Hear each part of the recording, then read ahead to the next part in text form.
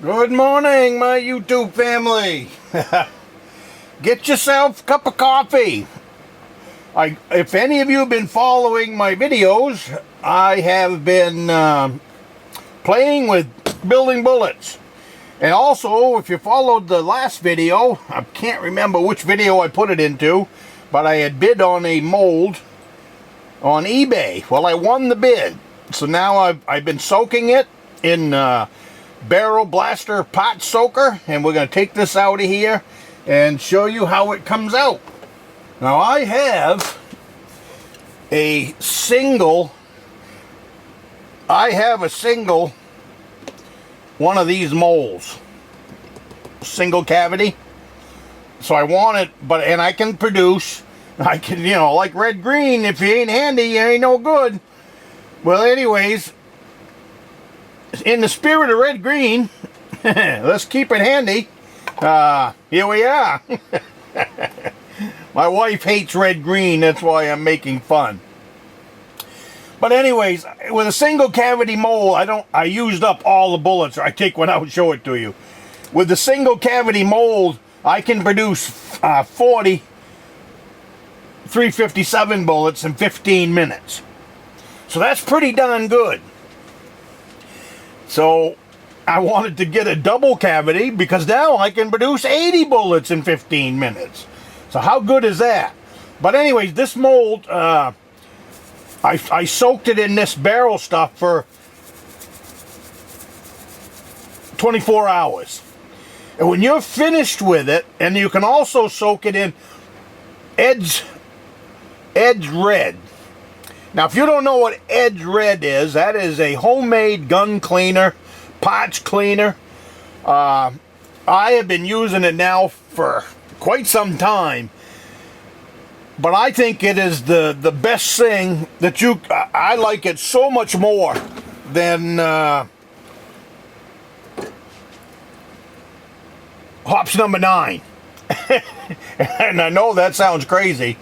And I'll do a video on this. This is something that you make. I went out and I spent $20 on the ingredients. I can't think of them right off the top of my head. So I will definitely do a video on this stuff. But what I use it for a lot, number one, is cleaning my guns. Boy, what a job it does on the barrels as far as on the inside. There's acetone in it. And that acetone, it doesn't hurt the wood stalks, it doesn't hurt the poly stalks or any of that stuff. It is just a great gun cleaner. But what I also use it for is before I get ready to do a pour, I take these lime and molds out, I take them apart, and I give them a good cleaning with this Edge Red before I pour bullets. And they pour a better bullet that way. Make a long story short, they just pull a better bullet. So I've taken it out of that pot stuff. I don't need to do anything with it really, except all I'm going to do is give it a good wipe down with the toothbrush, just in case there was, anything left out. Now this bullet, this is a, I don't have paperwork in front of me, but this is a 358-156. Now, the research I did on this bullet is if you can get your hands on this bullet and you pour cast bullets for your 357 or 38, this is a mold that you really need to have if you can find it. It's discontinued. Well, no, it's not discontinued. Everywhere I looked, it was out of stock. So I purchased this one on eBay for the all said and done was $50. Now when this is all done cleaning, you can't leave that alone like that, because if you do, it's going to rust on you.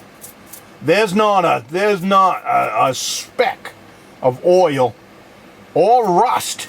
Some of these molds will come through with rust. And by soaking it in that barrel blaster and soaking them in Edge Reds, there's no rust left on them at all. And what I have found is by doing this before I clean, is when I open the mold, the bullet just falls right out. You're supposed to tap the mold to get the bullet to fall out. Well, when it's at the right temperature, the mold is at the right temperature, the lead's at the right temperature, and everything's at, which is 750 degrees. When the lead's at 750 degrees, I have a warmer beside the lead pot for warming up my mold.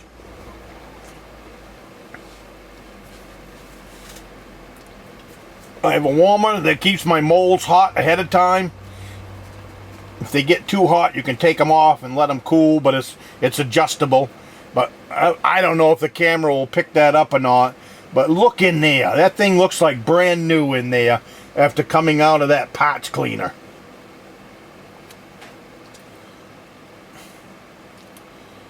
I get the rag in there and get it all wiped out.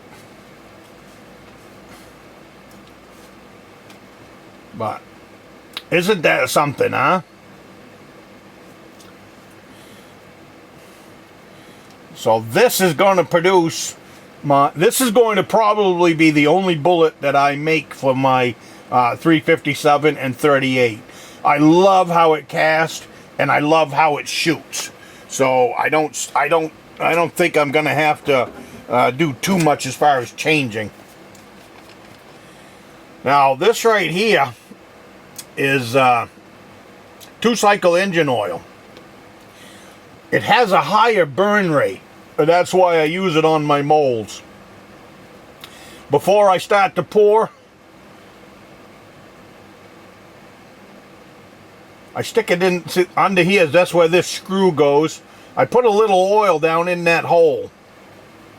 And I do that on both of them. Especially before I put them away. When I'm getting ready to put them away, this is one of the first things that I do. Like I said, I clean them up good before I go to pour with them anyways. So I'm not really too concerned with that. I don't put these in tight. I just put them in so they don't fall out. You know, until I'm ready to use it.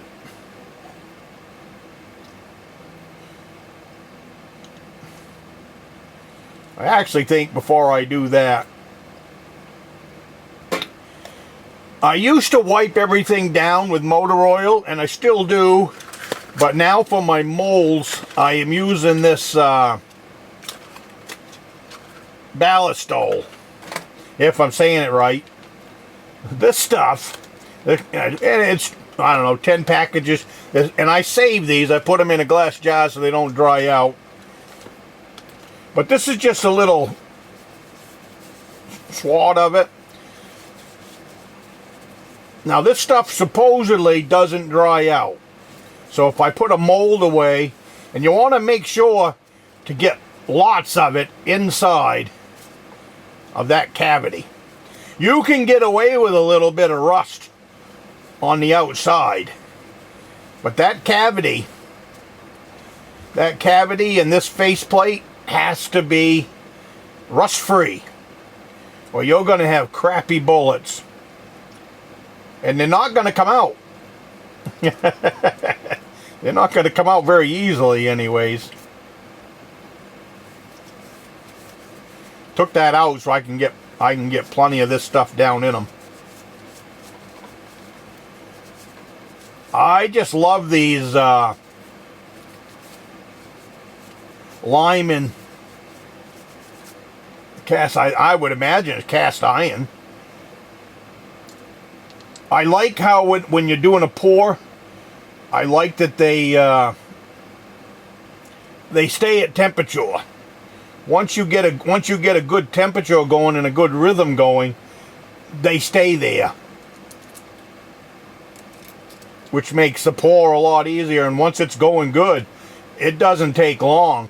You know, sometimes you got to push out a half a dozen bullets before the temperature of the mold is right where you want it.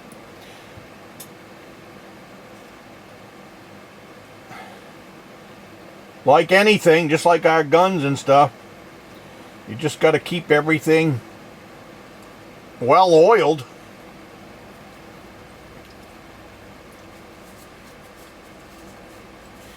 But what a pleasure it is to make my own bullets.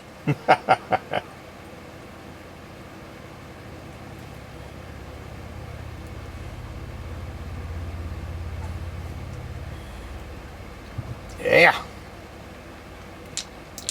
Mother will find me useful this week. Oh, my Allen wrench is behind all that crap.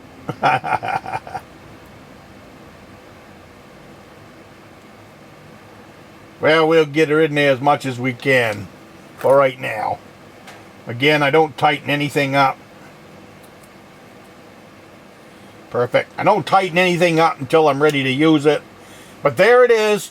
There's the mold that I won on eBay. And right now, it looks like brand new.